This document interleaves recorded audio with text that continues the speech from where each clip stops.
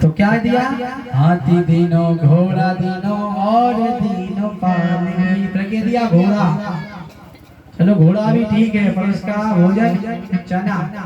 अब गाड़ी तो ऐसी जब के तो जो हो जब चना तो क्या तोड़ के, पर घोड़ा भाई रोज चाहिए चना खावे।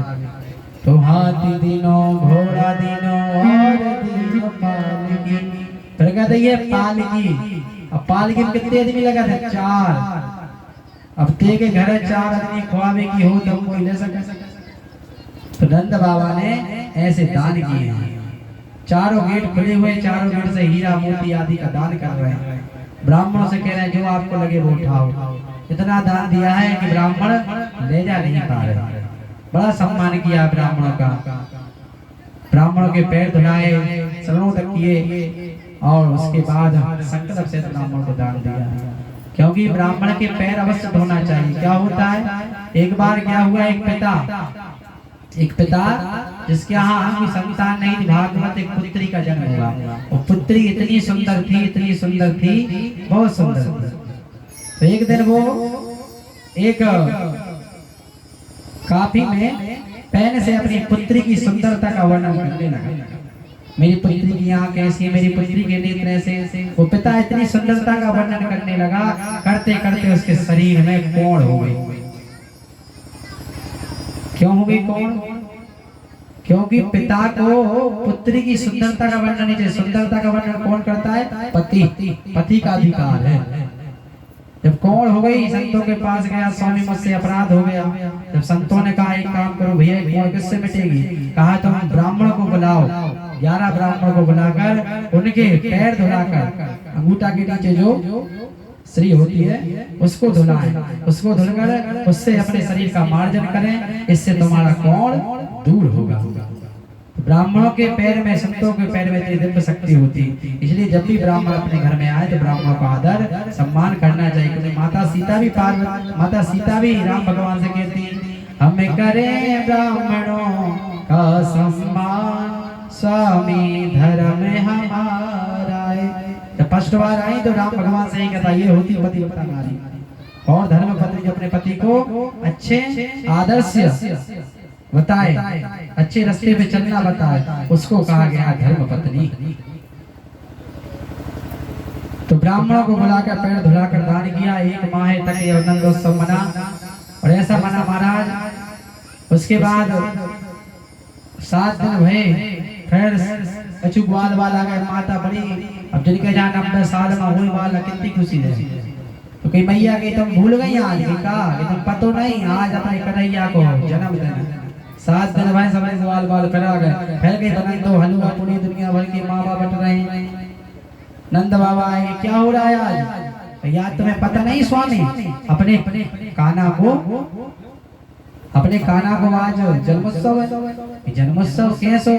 ये तुम्हें पता है, बुधवार के दिन बहुत आज का है, ये बुधवार। अच्छा ठीक। उसके बाद 15 दिन हुए, फिर ग्वाल बाल चकाचक की जहाँ कमी रहे। मैया बधाई हो। भैया ने भैया बधाई हो, का बात की बधाई?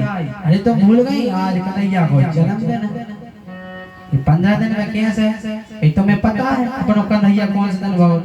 कौन से दिन? अष्टमी। आज कौन सी दिन है? ये अष्टमी तिथि। वाह सोन सो मैया ने फिर पूरे गाँव बोले वो दुआ दो, हलवा पूरी बन रही है। सभी लोग एकत्र हुए। फिर नंद बाबा आए, आज का है देवी, आज का करन लगी। आज कुछ नहीं तो भूल गए, आज अपना पाना 1 वर्ष हो कैसे? यदि अष्टमी तो हो।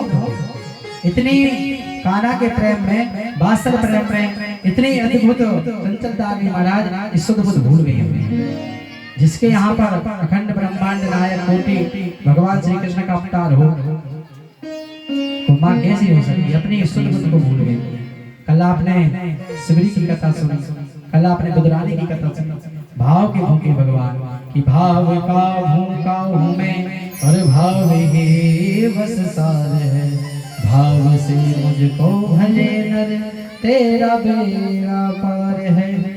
और भाव बिन सोनी पुकारे, मैं कभी लेता नहीं। भाव से एक पुष्प है तो मुझे स्वीकार है। तो भगवान भाव के भूखे हैं, तो माता का भाव देखते, प्रेम देख रहे हैं। ऐसी प्रेरणा माया भगवान की शक्ति प्रेरित कर रही है। 15 दिन हुए, उसके बाद फिर एक वर्ष आया, फिर लोग आ गए बधाई देने वाले। उसी के बीच में एक दिन अंगराज जी ने सोचा कि हमने कंस को कर नहीं दिया, तो कर देने के लिए जाते हैं। तो वहां कर देने के लिए जाते हैं, वासुदेव जी मिलते हैं, वासुदेव जी से मिलकर अब देखिए मित्र का भाव, जबकि इनके 6 पुत्र वासुदेव जी के खो गए, पर वो अपना दुख अपने मित्र के सामने व्याख्या नहीं कर रहे, उपमा नहीं दे रहे, क्योंकि कहा कि इसके यहाँ भी अभी डाला हुआ सुख की अनुभूति हो रही, मैं अपना दुख क्यों बताऊं। ये मित्रता होती है। और वो भी नंद जी भी उनको अपनी उत्सुकता नहीं बता रहे, क्योंकि वो जा रहे हैं कि 6 पुत्र कंसों ने मार चुका सा। तो मित्र का भाव ऐसा होना चाहिए, अपने मित्र के दुख में दुख शामिल होना चाहिए और सुख में सुख शामिल होना चाहिए। ये मित्रता की पहचान है। तो कंस को दिया कर, और कर देने के बाद वहां से आने लगे महाराज। वहां से आए, वहां से देखा कि नंद उत्सव बन रहा है।